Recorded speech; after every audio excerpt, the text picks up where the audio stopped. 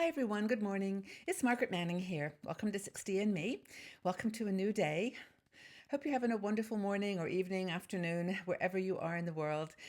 So happy to be here with you. Thank you so much again for joining us. Hope that everything's going well for you. It's a very bright, sunny day today, and I'm just so hopeful for the seasons. You know that we get caught up in bad weather sometimes, and then we think it's never going to be good again. But the sun comes out, and Mother Nature surprises us always. But anyway, I'm having my cup of tea this morning. I decided with all this sun, I'm going to have my rainbow mug, which is actually, I love this mug. I use it all the time. It just lifts me up and enlivens me. It's wonderful. And I'm drinking a tea, very simple, chamomile. I actually love chamomile. I use it as, we've talked about for sleep, but I just find it a soothing tea. I just like it. So I drink a lot of tea in the day. So I mix it up a bit. But anyway, I hope that whatever you're doing, whatever you're drinking, you're feeling good about yourself. And I want to talk today about something that maybe you don't care about at all, or you care about a lot. It's kind of one of these black and white issues, and that is this: your hair. Okay, hair. I used to have dark. My natural color is dark hair, like ash, sort of browny, light brown, and I used to have it down to my back. I used to iron it when I was in my teens. Do you remember those days, or some of you? Yeah, I used to iron my hair, but it was very straight. I had bangs or fringe across the front, and that was my hair. And then as my skin color changed a little bit, and I just started to feel like I needed a lighter look, I went lighter brown, and then suddenly I discovered blonde, and here I am. I'm a bleach blonde, and this light's going to show it probably in its great light. But anyway, here we are with blonde hair.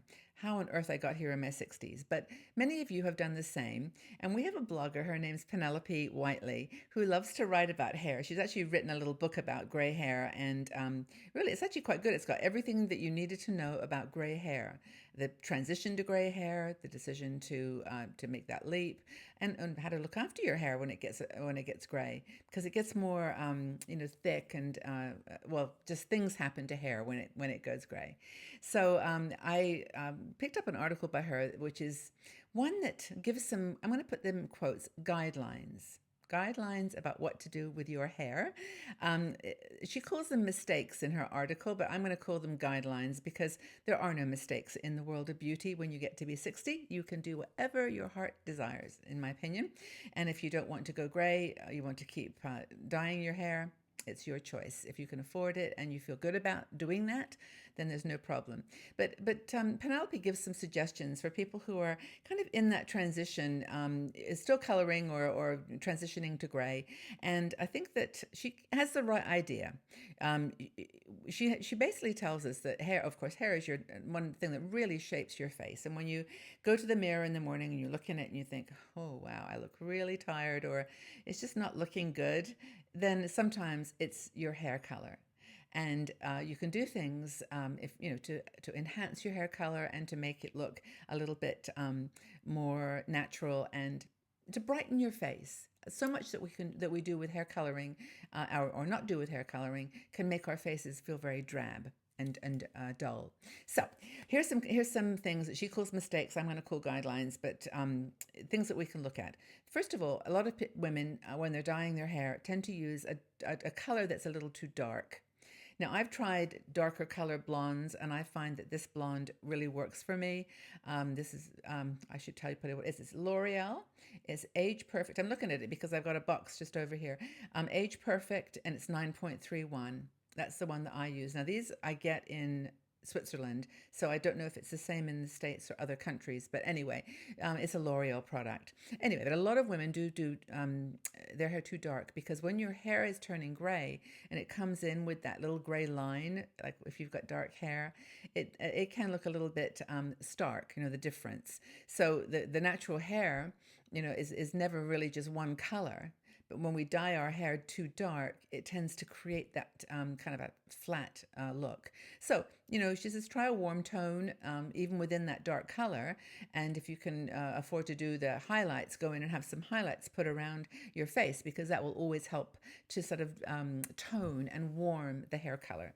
Create a dimension of an all over hair color experience. This is the number one thing. So, too dark a color. Second thing is putting too much ash color in your blonde hair.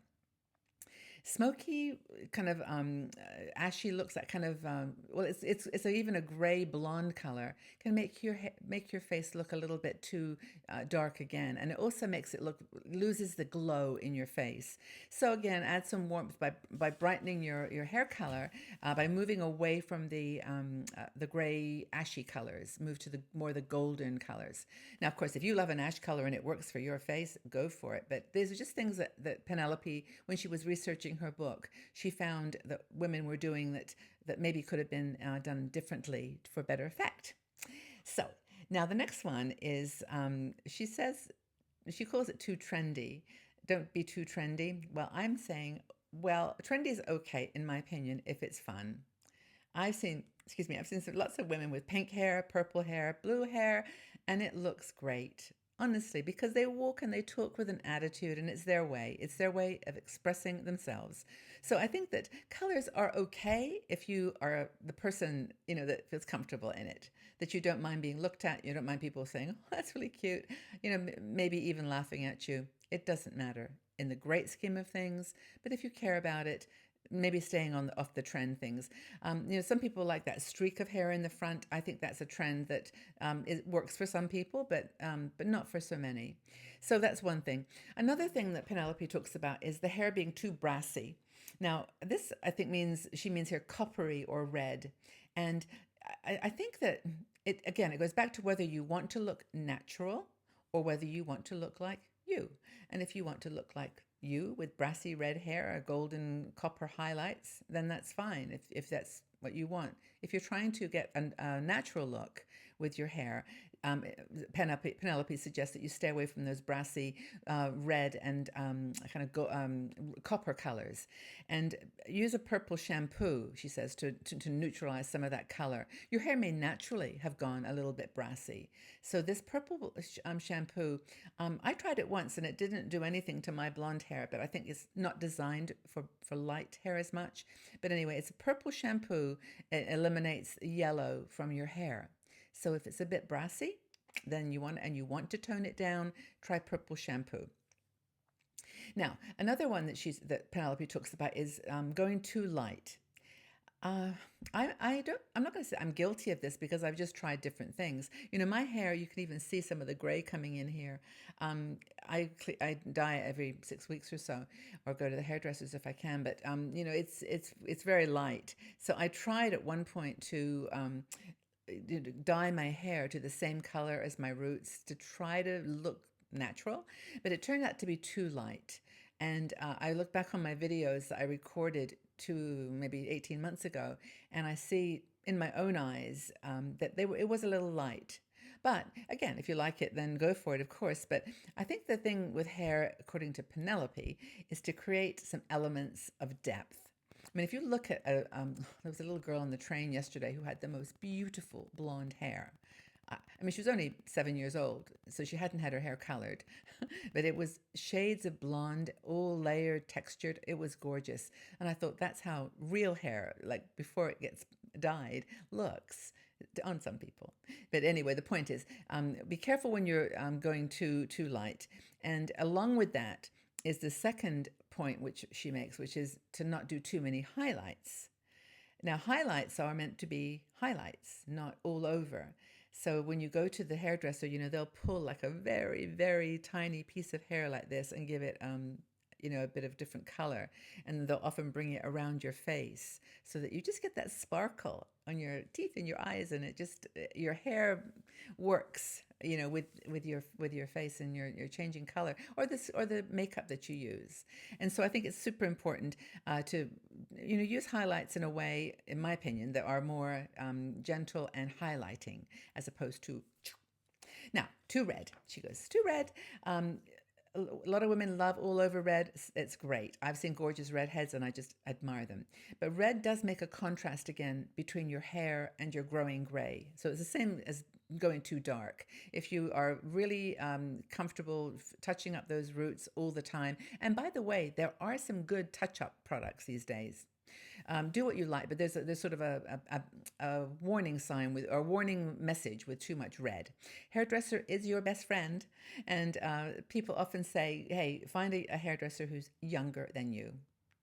They're always willing to try things a little different. And of course, there's latest developments in technology that not that older hairdressers don't necessarily follow, but you might just find a younger, more creative, younger person. Oh, I know this is going to sound silly, isn't it? I'm actually here, stereotypes shouldn't apply to older women, but advising you to have a younger hairdresser. Well, I'll just go with it. Go with whoever works for you. And another thing is not going too bold in the color. So a lot of people, like I mentioned, do these bold stripes and chunky bits. I've seen like women with literally it's not gray hair, it's white hair that they've dyed in the by their roots and then black on the outside. I think that creates a certain look, and if you like it, go for it. But Penelope, in her article, and she has her opinion, thinks that that's a little too stark on most older women who are trying to look natural. I think that's the key. If you want to have a natural look, these are some of the mistakes that you might make with dyes. So maybe pale pink or smoky blue. I'm actually going to get some pink dye. Do you think I should? Should I get some pink dye? Put it on my hair? You know, you can get the one-day dye. I'll be Helen Mirren for the day. Anyway, well, I like to play with my hair. I'm not too bold and adventurous, but a little pink might be fun. What do you think? I'll do anything for you guys. You know this. If you look at my videos on YouTube, I put turmeric face masks, coffee masks. I've done all kinds of weird and wonderful makeup tests for you. So I'll do that too. But anyway, I hope that this has been interesting and fun. If you're still dyeing your hair, what are your biggest challenges? And you know, if you haven't dyed, if you're not dyeing your hair anymore, how are you working with gray hair to make it look great? I'd love to read your conversation, your comments below. So leave your thoughts there. We'll have a chat and talk about hair. So tell me, if you're still dyeing your hair, what do you think are your biggest challenges? I am going to now go and leave my hair just as it is for another few weeks, I think. But tell us what you're doing with your process of dyeing your hair gray, or dyeing your hair if you don't want it to be gray. Take good care, everybody. Have a wonderful day, whatever color your hair, however you style it. And I'll see you all again very, very soon. Bye-bye for now.